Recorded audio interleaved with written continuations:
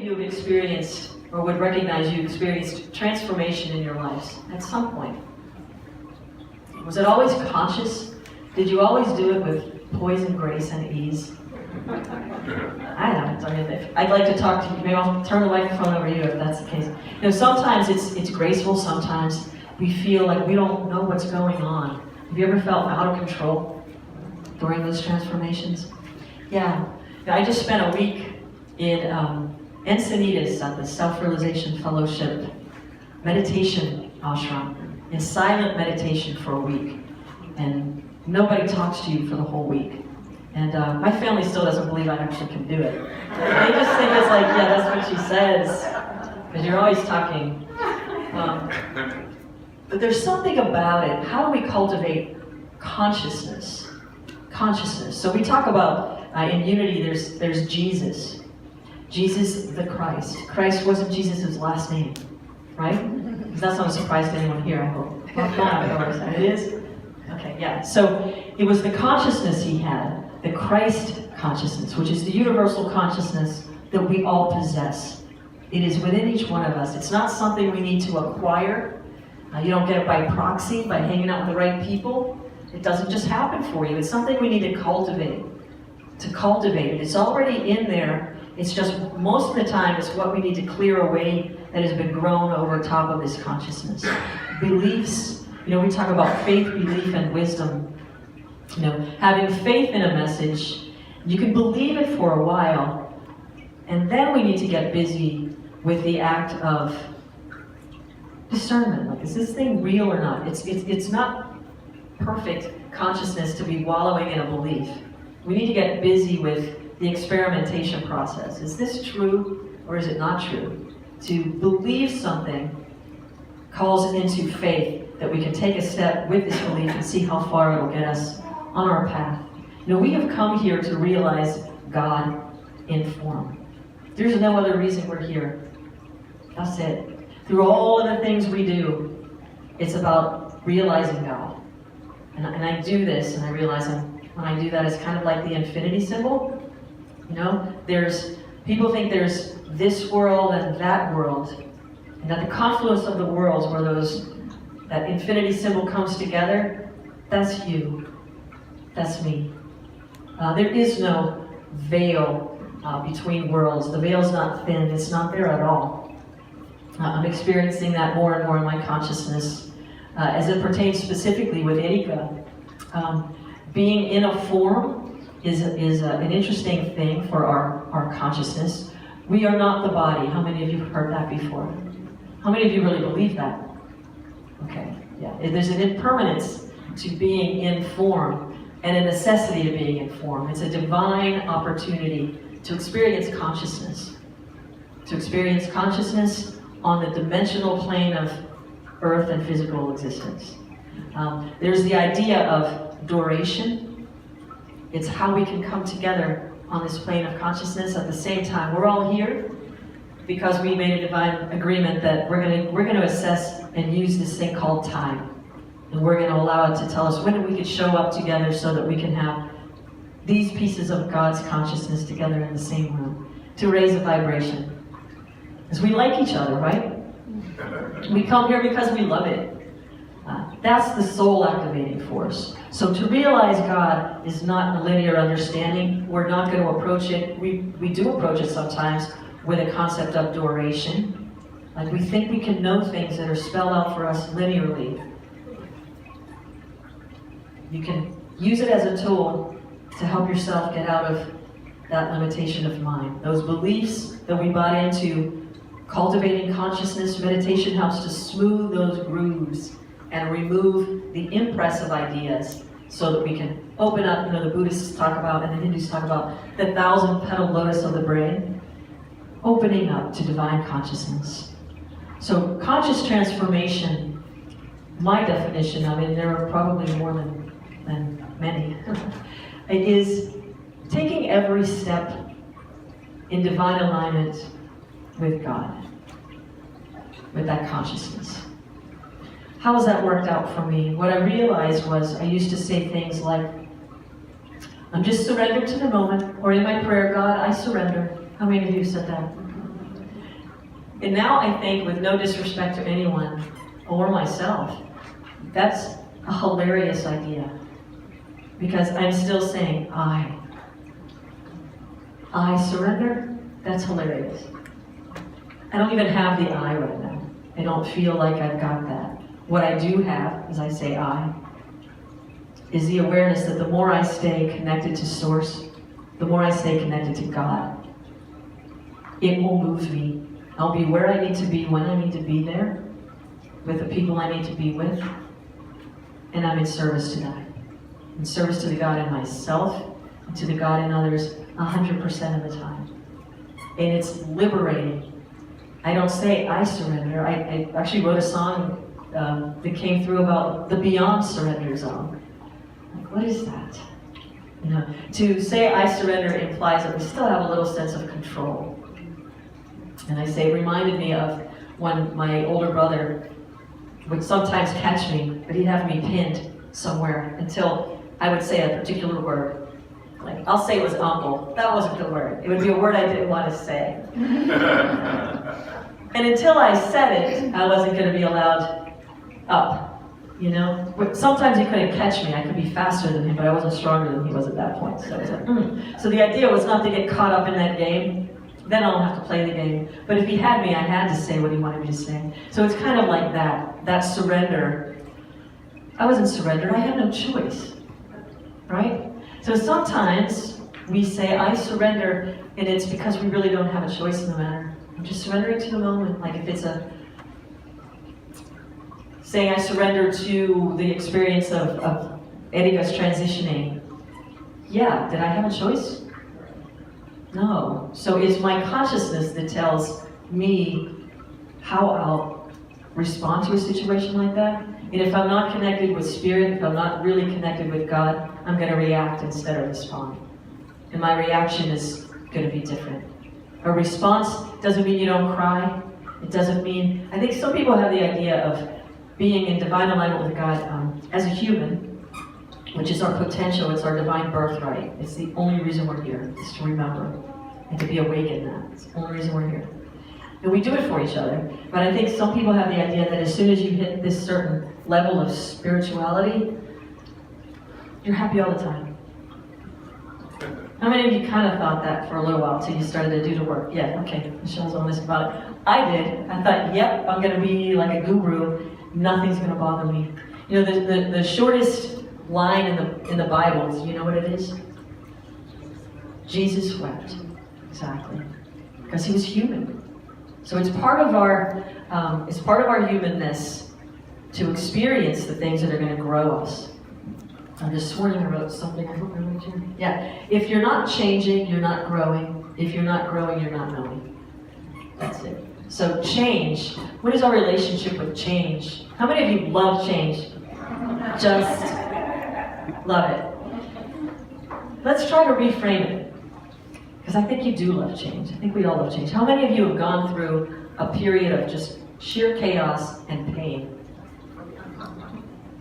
Aren't you glad that situation changed? How many of you have ever gotten a new car? Can you drive the same one sometimes? New carpet? New clothes? Yeah. That's change. We love change. We like to dictate when it's going to happen, right? So it's not that we don't like change. For anything to change, it must first go through a period of chaos. How many of you like to grow in consciousness? You want to be a better person, whatever that means. We say better person. We want to have more divine alignment. That requires great change. So I just said this to a coaching client this week. There's a way the things we choose are the familiar things that we are aware of, what the ramifications of, like the limitations or the growth. If I do that, it will just stay right to here. So this person was about to choose something. I said, what would be the first thing you would choose in this situation? And they responded with something that was familiar. And I said, that's the thing you're not doing. And they were like, what are you talking about? I said, do something you would not do. Do the thing you're terrified of. And they did it. And 3 days later, the whole thing shifted and things started moving. So that's That's the relationship. You can have more power in choosing your changes. We don't always have an option. Sometimes the universe exercises its option of changing something on us when we become complacent. So for me, I do love change, and I start to be uncomfortable, personally, when things get too comfortable. When I can predict a lot of what's going on, I start to get a little nervous. Because I recognize, if I don't change something, something's going to change for me. I always want to be on my growing edge. Do I do things that are terrifying and dangerous? No, I don't do that for myself either. I'm just always recognizing, am I on my growing edge or am I slowing? And in spiritual and conscious evolution, we are always doing one or the other. There is no homeostasis when it comes to consciousness and vibration. You're either growing or you're going backwards. There is no, I wish I could stand here and tell you that. Based on experience I've been a meditator for 30 years or more. And I can remember, I just had this experience coming out of meditation. I was speaking and singing and doing things in the Bay Area, and then I went in to meditate. When I came out, I was going to go sing and participate in a couple international things for Centers for Spiritual Living. But I was hit with the realization of when I started to meditate, it was because I wanted to be more of service with music, with speaking, I didn't even know writing, I didn't know what I was going to do. I just had this idea that this is what my life was supposed to be about. So many things had to fall away in order for that to happen. People, places, habits, groups, all these things. But my consciousness was always on, does this serve my highest purpose? And sometimes if I didn't remove myself from a situation, I would get shot out of a cannon. Did you ever have an experience like that? Like all of a sudden the universe just shoots you right out of there. And it's painful. Wow. So now I pay attention to what the vibration feels like. What it feels like to be doing what I'm doing. When I came out of the week-long meditation, I realized something that I hadn't realized fully before. I was going in to the world again, coming out of this protected area, but I couldn't really tell the difference between my inner world and my outer world. Because everything I'm doing in my life is in divine alignment with what I seek when I'm meditating. I get to live it like that. Does that make sense? It's peaceful in here, and it's peaceful out here. Sometimes my meditations are super calm, sometimes they're a little chaotic, until I can get them calm. But I recognize that and I bring it in. So it's like living from the center is conscious transformation. So we have a meditation class coming up. It's a 4-week class. And what I'm not going to do is tell you everything that ever happened to me, for me, through me, as me. I'm just going to teach you how to meditate. What Jesus meant when he said, be still and know that I am God. Interesting thing about Jesus is when you read the Bible, the New Testament, he shows up as a child. You read about the birth story, and then he's there as a child for a little while, and then he's gone for almost 17 years. Where did he go? Yeah. There are people, scholars, who believe that that's when Jesus went and repaid the visit to the wise men who followed the star in the east. That was not a star in the sky. They followed the star of their intuition, of their Christ consciousness. And it's in the middle of your foreheads. The most sacred place on earth. People love to do pilgrimages to holy walls and all these places, and it's not to not go. But the most sacred place on earth is right here. Right in your own forehead. That's the seat of intuition. That's the Christ consciousness center within you. And when you sit to meditate there, that same God is with you. It's with all of us equally. None of us get more of it than someone else. It's to the degree that we cultivate that connection. So cultivating a relationship with God. There's a German philosopher named Karl Jaspers. came up with this term called the axial age. The axial age, and he used it to illustrate a pivotal point in the evolution of humanity on the planet. And it starts around 800 BCE, before Common Era, before Jesus was here. And at that point, we see all these world religions starting to pop up. We were starting to ascend in our consciousness. So we see Confucianism, which is Confucianism for some people. Confucianism, we see Taoism, Buddhism, Jainism, Tarzanism, that's the same.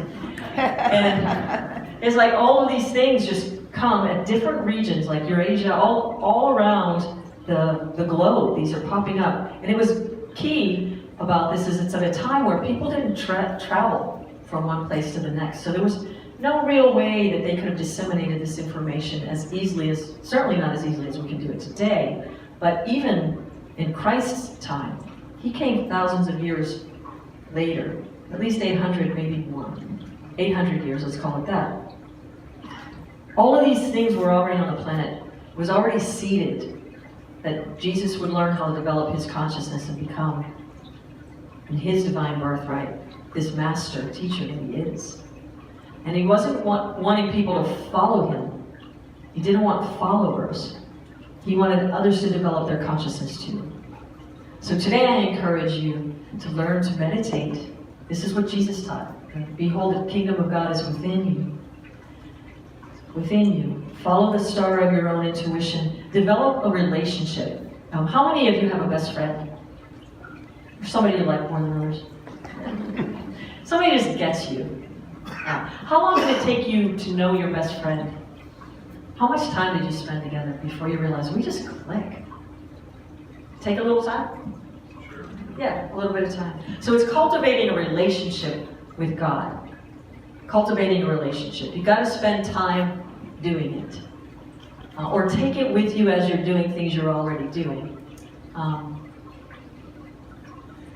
When you sit with God in silence, be still and know that I am God. Being still means pulling all the life force energy out of all of our senses, which pull us out and give us information as to how to navigate the planet here. Our eyes take in, like 11 million bits of information per second. Our eyes. So closing your eyes and lifting that gaze to the point between the eyebrows. When you close your eyes, you turn this world off and you get to that inner world. The seat of intuition, where everything is. It's all there. It's all there all the time. It's just developing our awareness of what is there for us and readily available. So, the axial age as it pertains to Jesus Christ, these teachings of meditation were already here when he got here. And he learned how to do it. And he mastered his consciousness. And he never thought he was the only one. He knew he wasn't. That's what he was teaching us. It's got to come through you. We can love him as an amazing teacher and call on him, and he can be here to help. You have omnipresence and omniscience once you can get to that place in your own consciousness. You can do these things. It sounds cool to be able to be omniscient, doesn't it? But can you handle that? Not in our limited consciousness we can. So there's a whole way of being, moving through the world once you have the consciousness that is transformed. We live in a both-and world at that point, which would be living from here. Until then, it's either or. This is good and that's bad. Sometimes, did you ever have the experience that something that you would say, that was the worst thing that ever happened? And in hindsight, give it a little time, and you learn so much from that? You wouldn't change it for anything? Maybe? I see? Yeah? Yeah. Sometimes the hardest things are the things that grow us the fastest. It is kind of like a school in that regard, you know. But we must become leaders in our own consciousness. And this is the individualized spirit, which is in each one of us. I think we're all being called. Can anybody feel a shift right now? There's something really happening on the planet that's calling us to raise to the highest vibration possible for ourselves. Become transformed inwardly, so that the things we do outside, we bring that consciousness to it, kind of bringing the light in. There's a conscious shift where old values are falling away, old faith traditions are falling away, and the new ones that are arising are you. I feel like each one of us is growing. Now, be the leader in your own life. Be the leader in your own consciousness. Talk about control. The thing you can totally control is how much time you spend contemplating, just being with God in meditation. We control that. And before you know it, your reaction to a situation will be to immediately go within and stand in a place of centeredness and poise. And as Yogananda would say, direct the kingdom of activity. I'm calmly active and actively calm. Prince and princess of peace, seated on the throne of poise, directing the kingdom of activity. That sounds lovely. I'll take some. Who would love some of that? Yeah, let's learn to meditate together. And just recognize everything. In the ashram, one of the nuns, Sister Ranjana, they're allowed to talk, we just have to listen, was speaking one night, and she said, to come to this plane of consciousness, to come to this plane of existence as a human being, it's such a divine birthright to be here. It's amazing. We are not limited in any way. It's our consciousness that tells us we are, based on the things we believed and didn't really test out. But what she said was, in order to even incarnate in this planet, we have to take on a certain amount of delusion, or our souls would just pop right out. It helps us stay grounded on this planet. And to recognize what our particular delusions are. She said that Yogananda's particular delusion was food. And I'm like, that's totally mine. The thing that you think that you love, that you need, or just choose to have here. So there's something that we took on to accept the role that we were born to do on this planet. And then there's the idea of how cool it is. You know how when a baby's born, everybody's just, yay! Wherever we come from, the spirit world, I wonder if they're crying. And I wonder if when we leave, they're, yay! And here we are. So it's both and all the time. And there is no, when I say there's no veil, it's our level of awareness that shifts. There aren't multiple worlds. There are dimensions. And it's kind of like a string, on an instrument. I feel like there's this, I started writing about this the other day. It's one string, and at one point it's a super high pitch and super low on the other end of it. It's a spectrum string, and if you pluck it, you get the vibration of the universe at one time. That's what it feels like to be in meditation, to be fully alive. Rumi says, on the way of love you must be fully alive.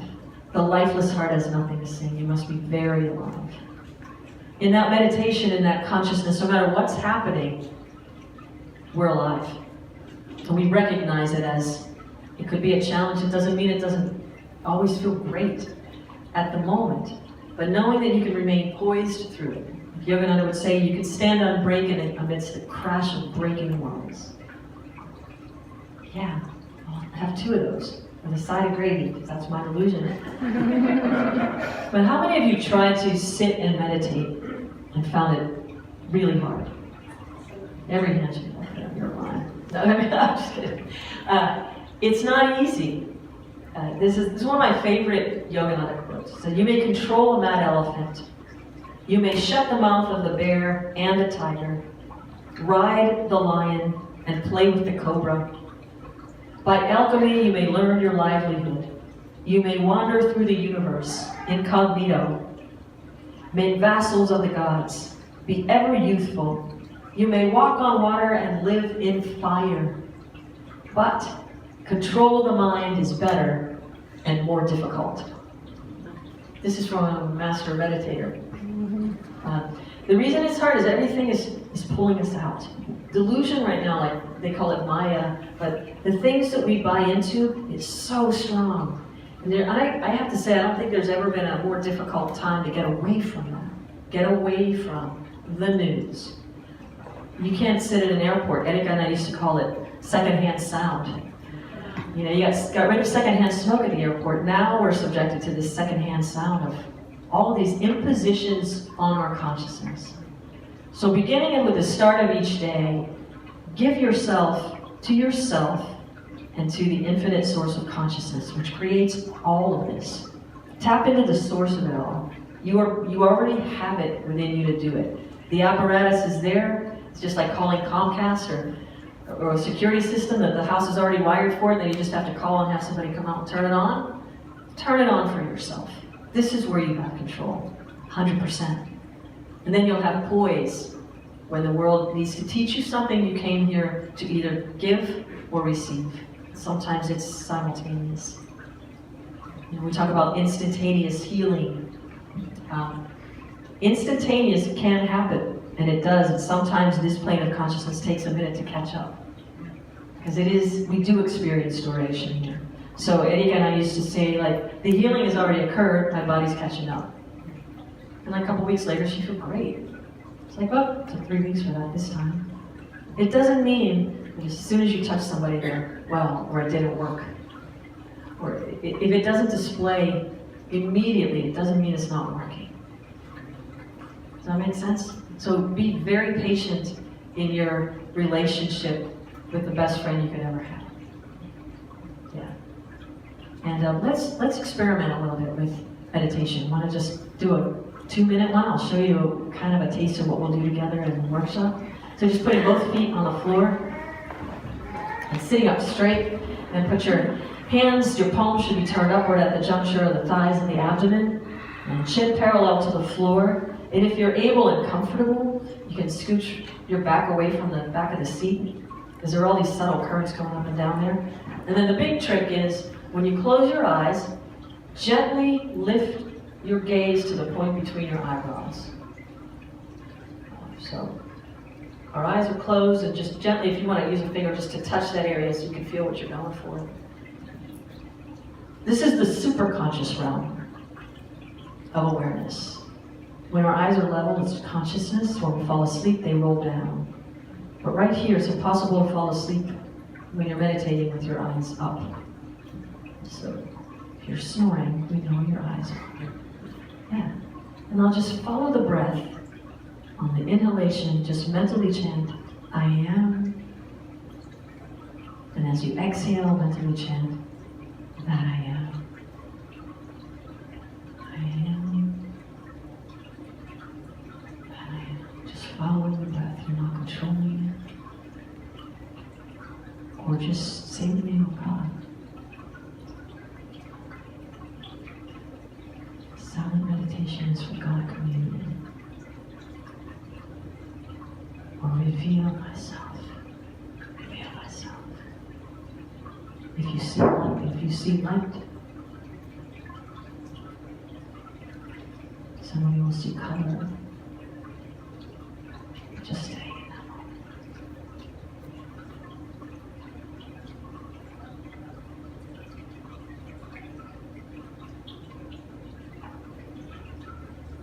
And just like you can't talk your way into a romantic relationship, even if you try. The same is true of the infinite. You gotta give God your time and attention. Mostly your love. And when you're ready, just bring your consciousness back and your eyes. So creating a relationship with God.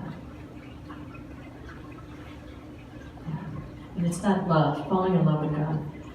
That's the soul activating force. When you charge your words with love, they happen.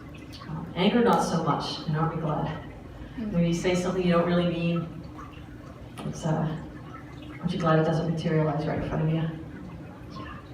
But love is the thing that does it. And so change your thinking, change your life. I say change your experience. That will change your thinking, and that will change your life. The experience being, give yourself the experience of silent meditation, God communion, and just watch the transformation of your consciousness. You'll be aware in every step. Things will fall away, thoughts that you held on to for a long time. And you'll experience that inner wonder of bliss and it will come out into your outer world. That is my wish. Peace and blessings.